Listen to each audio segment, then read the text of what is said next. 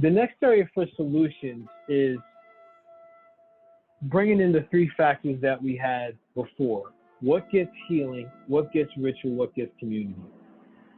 So again, this is something, looking at this and setting up the parameter for the call, and what I see, from my experience, what I'm seeing as some of the health areas that can use solutions, or that where we can start to tighten up our game or start to really dive into.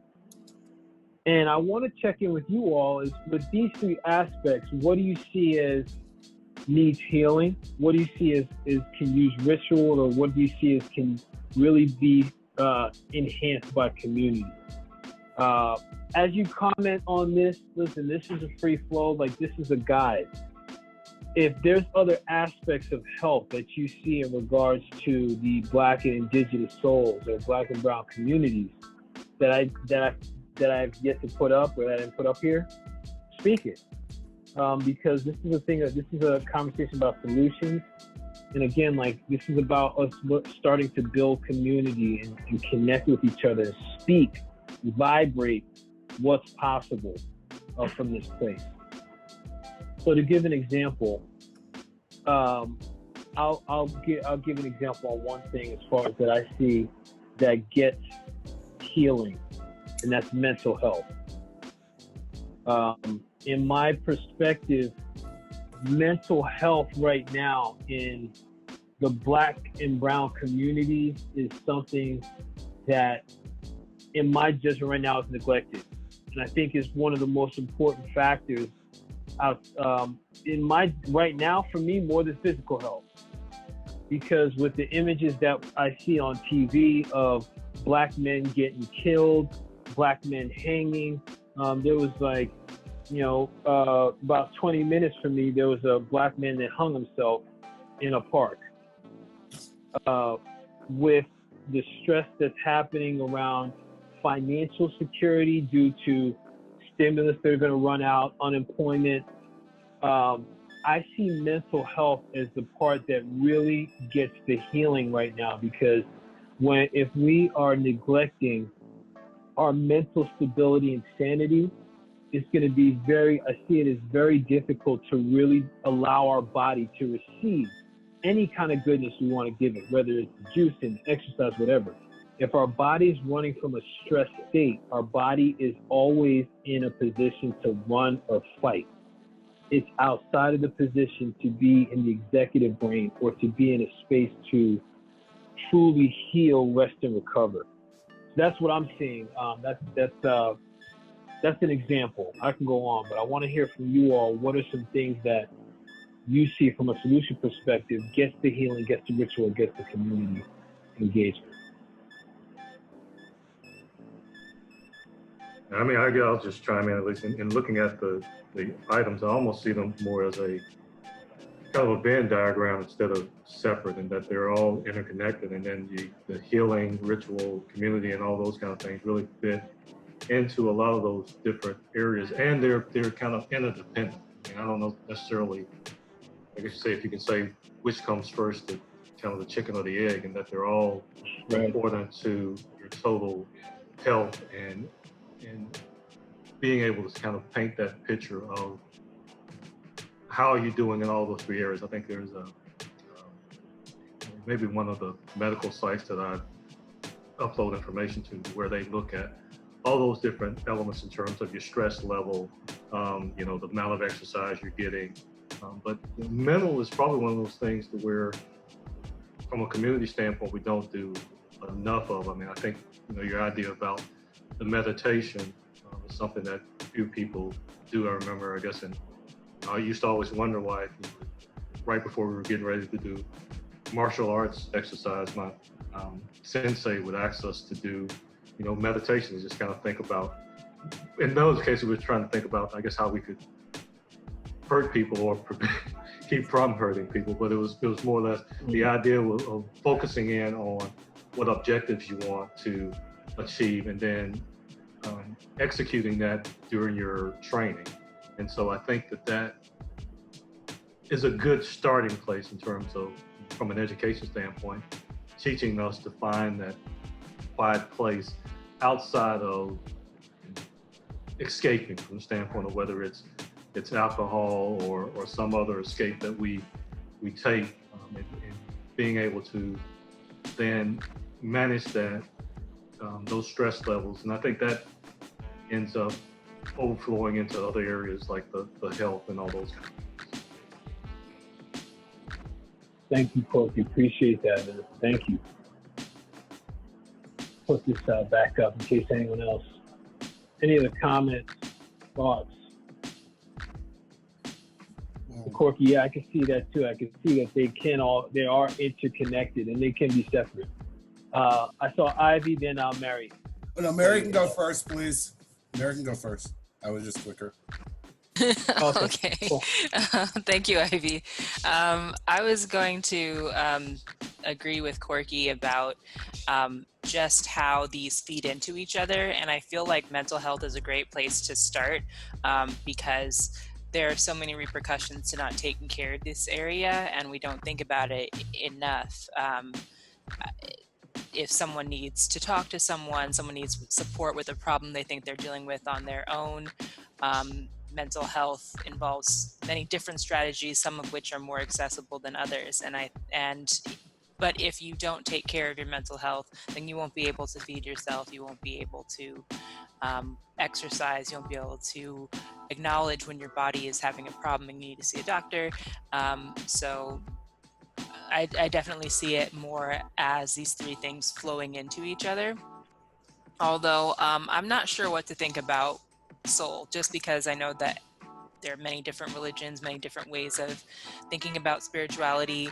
And even though I think it's human for us to ask questions about our spirituality and to come up with answers, I don't know if everyone arrives at it at the same time. Yeah, thank you for that. Thank you. Yeah, I want to hear what Ivy you have to say, and I want to come back to what you started to talk about, Mary, about what is soul health. What does that even mean? So we're gonna come back to that because I think that's an important conversation to have. So Ivy, I want to check in with you first before I dive into Maybe that. you want to consider this. You might want to consider this a segue then. Okay, you know me, Paul. Sorry, you brought up the yeah, it's all good. Venn diagram. When you said that, a root solution is sitting in circle versus sitting at a table. The table is the box. The table establishes a hierarchy as you see it written here. Who's in charge, what comes next, that whole flow.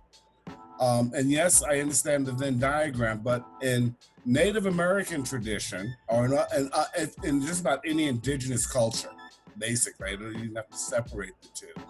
It's sitting in circle. So when you get a series of circles, which is the tree of life, and you get the whole sense of interacting, you can enter the circle at any point, depending upon what the need is at that given point in time. So that's in the sense of how, the overlapping would take place, and one literally goes to another. Now, the reason why we don't sit in circle is because there's an equality that comes about being. When they sit at a table, wars are fought over who gets to sit where on the table during peace treaty negotiations, which is funnier than crap. The Masons do it in the square. You flip over to the circle, and I think the reason why it's demonized is because that's the more feminine aspect, because it's a natural flow. And it's all connected, all in eye contact, all working together. And you can enter it at any point. So arguing down a little bit underneath that, I was gonna say, at least for men don't sit in circles. It's a sign of weakness to talk about your feelings. It's a sign of weakness to talk about a lot of things. And I judge, we're compelled to have a certain front up at all times. And we lose, as a male, males I see losing out on so much that can be offered by literally doing that.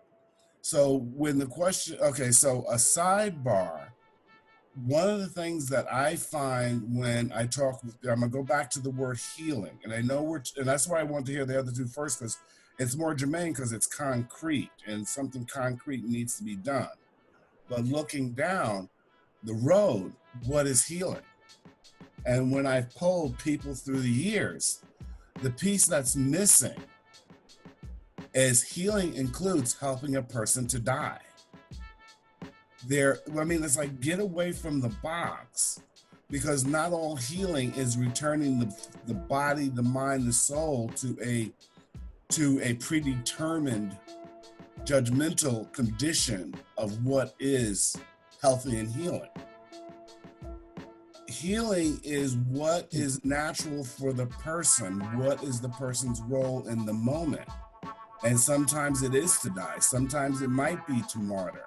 Sometimes the thing that a person is faced with might be their whetstone, and being able to suss out, is this experience part of their path to the fulfillment of their purpose? So there's a lot more.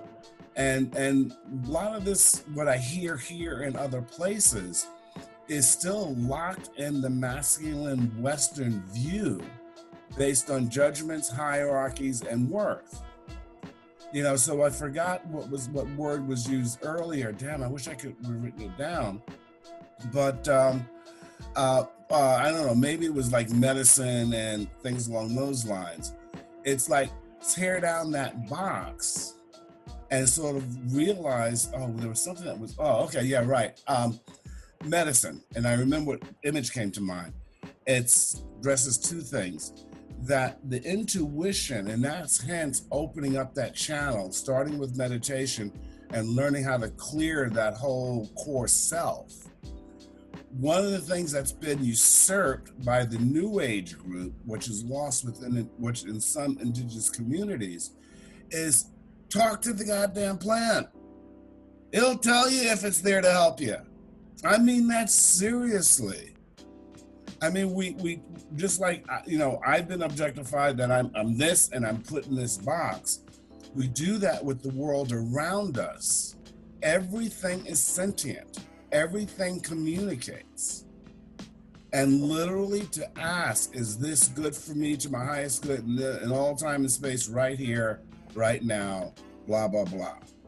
It's just different. When you get rid of the square box and go to the table, and then start realizing you're sharing that table with all other sentient beings, whether it's a rock, a dog, or a plant, there's communication taking place. And it's learning how to, through meditation, to tap into and hear that accordingly. And a lot of times when I'm mixing up stuff for people, I literally will hold two different essences in my hand and ask, what is appropriate for right now? And I hope that sort of makes sense. What's that, Ivy? I said, I hope that sort of makes sense. That's all. Well, what I heard in that is, I heard a lot in that, but like mainly is it is a segue into the soul piece, right? And I heard you talking to everything around us is sentient. There's a space where we got in a condition of kind of putting something in a box of what it's supposed to be. And I see, and it's coming back to what Mary was asking about, what the heck is soul health? And this is, in a way, I see soul health as that it's connecting to the soul in others. Whether it be other beings like you and I, or whether it be like this tree right outside, a partner, the flower, my fig tree, this turmeric root, this ginger root. Hey, carrot, I'm gonna put you in my juice. What I gotta learn today? There's a piece of us that I think is, and I'm curious to know what soul health is for you. I'm just explaining. For me, what I see soul health is connecting or advancing the well-being of our soul and its connection to everything around us. Because when we talk about harmony, when I talk about harmony or flow, it's when everything is effortless and there are no restrictions. and it's the thing about, like we talked about the circle. If in that circle, if like, say for example, this soul piece or this part of myself, and the soul could be, the block in the soul could be trauma, a story, pain, dis-ease. It could be, I'm going to use my blood pressure as something, because, like, for me, like, helping to reduce my blood pressure, yeah, it was taking meds, but it was also listening to my body and learning, okay, what can I start to take in? Oh, more beets, drink more water. Oh, I can have, I have high blood pressure. Okay, there may be a lack of potassium. Okay, and I know Mary, I know Corky, you guys are talking about diabetes. What are the natural remedies that are in alignment with me to help balance out my sugar and to help balance out my body to help maintain a healthy state? So I see that as that soul piece, right? Which is something we usually don't talk about, because again, this is an unseen. And again, a lot of times soul can come back to Mary, what you were saying, well, it's either religious or it's about, and it may be, or maybe spirit, but that's what I see it as from that perspective. I'm curious, like, what is it for you all? Because Mary, I heard you talk some about it, but I'm curious for you all, what could soul health be for us as a community? I guess I'll jump in there, at least in terms of soul, S-O-U-L, to me is part of what strengthens you in your walk, and I akin it to your soul, S-O-L-E, in terms of finding those things that really strengthen you every day. Again, whether that's God you believe in, or the spirits, or taking into account all of the, like you said, the beautiful things around you, and being, I wouldn't say in harmony, but kind of walking in the faith that those things are there for a reason and are part of the whole human experience. And so those things that get you up in the morning to strengthen you when you're not in the best physical health, or you're not in the best mental state, but what's going to keep driving you towards, I guess, living out your life as your whatever deity you intended, whether that's your God or your personal beliefs, and trying to be there to move things forward in terms of carrying out your life's mission. So the soul part of it is, to me, what strengthens you in your walk. Thank you for that, Corky. Appreciate that contribution, man. Ivy, Mary, any thoughts on that?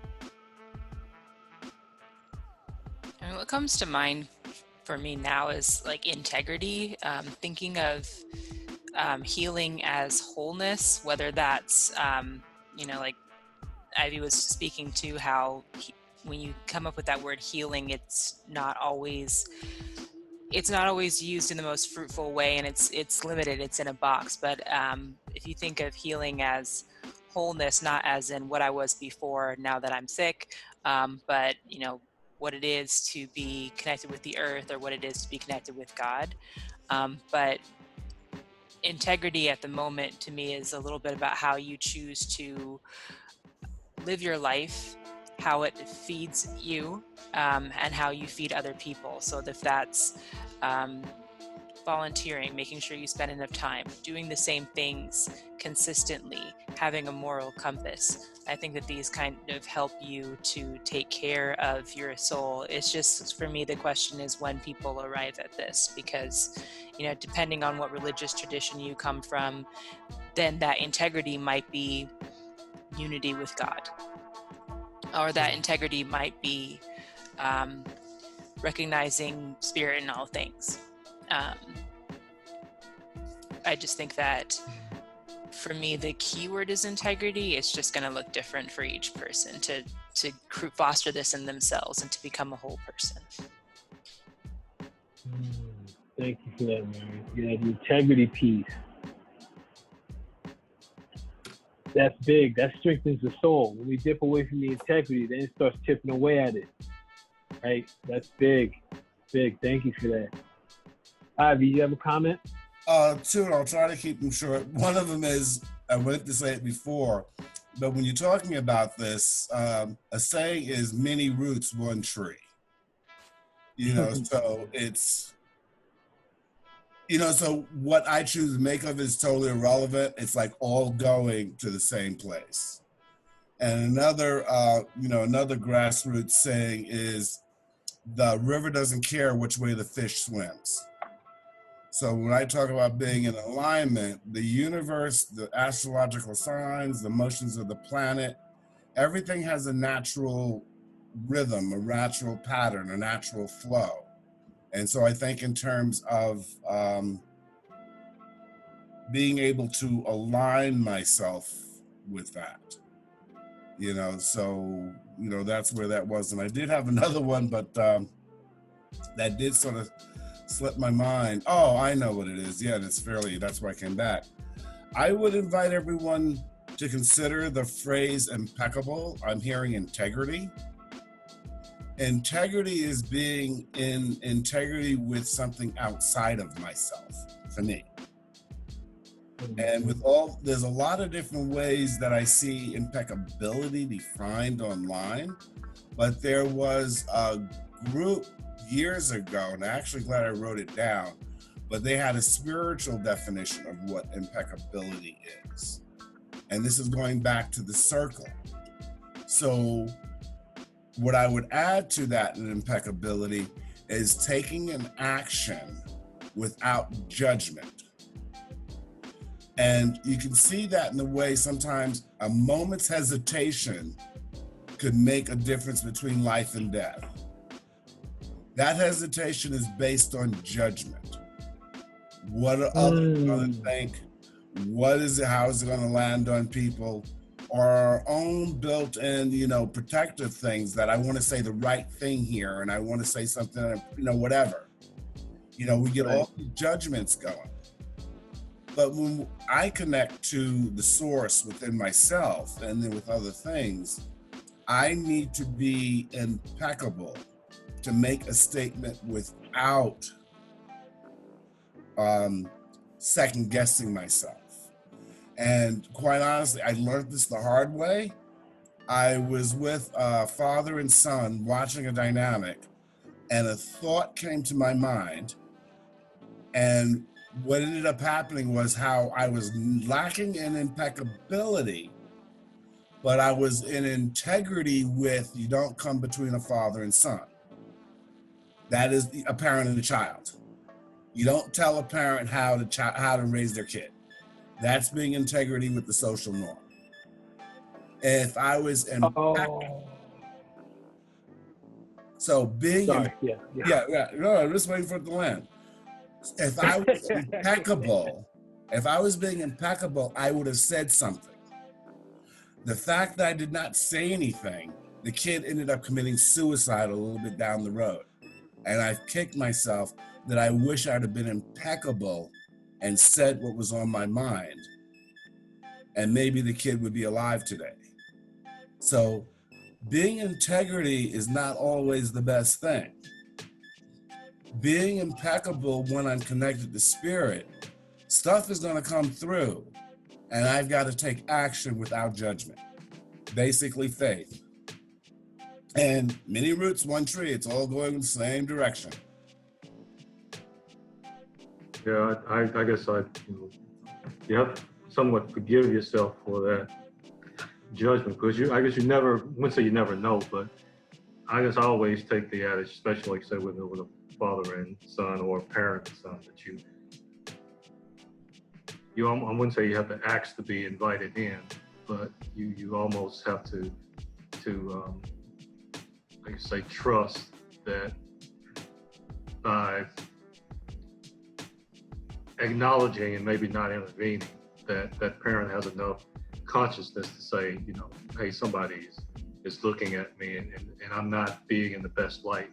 And I guess unless the child acts, which they probably wouldn't do, I don't know if you have I wouldn't say the righteous position, but to take that kind of righteous position and say, this situation is out of control. So it's touchy in terms of when do you say something and when do you feel. Now, if you had a relationship with that parent, that would be a totally different thing. Oh, I did.